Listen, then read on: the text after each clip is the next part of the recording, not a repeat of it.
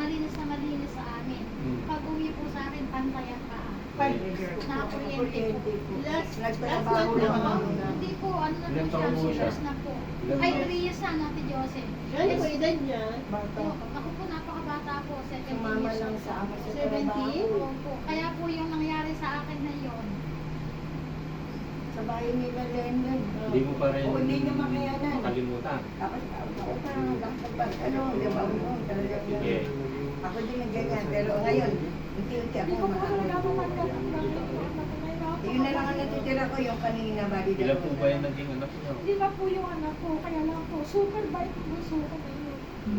Mabait na Halos po malumalo ka talaga siya. Talaga po, Bahay po nila, ano, mga kapatid ni Lennon doon sa Santa Monica, yung Ayoko parang po talutan. sinasabi. Dahil po pagka po yun pinapapagsabi, Sa Nueva Ecija din nakakaiyak ako sa sakit ng kalooban. Normal po yan. Normal po. Hindi po yung nangyari pagkaraan ko, nagkasakit ako.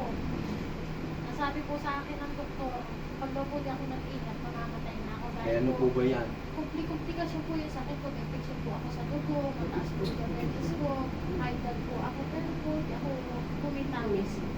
Gumaling po yung pa ako. Sabi ko yung sugat mo, kasi yung sugat mo. Awa po ng Panginoon kasi nga po ako ay makadmit. Saan po ba kayo na-attend? Eh, Church po ba kayo? saan po ako kasi talaga sa Daridel. Saan sa planet? Sa parang, diyan po sa ano, sa simbahan. Ay, hindi pa gano'n. Hindi. Kasama ko siya. Kasama ko sa Marami akin. na po ako na ano na ganyan. Na-invite po ako dito sa Ang Marina. utang-utang ngayon, naisip ng ano ko. Ano po ako dyan sa may giginto. Puro po yan ang inaano ko. Pero po buhat po nung anak ko yung mamatay, talaga po, huwag naman po magagalit talaga po para akong ano, simba. Dahil ko po sabi ko, Para sa Lord, mga ako naman po hindi kita sinisisi dahil hirap ko lang po ako sa iyo. Kaya lang po, hindi na ako nagkulang. Bakit po yung anak ko agad mong binawian? pagsubok po yun. May purpose po Para lahat si ng Joey. pangyayari. Napakasakit po talaga. Kaya dapat Sa asawa, makamove on may- kayo ano. doon, pero syempre,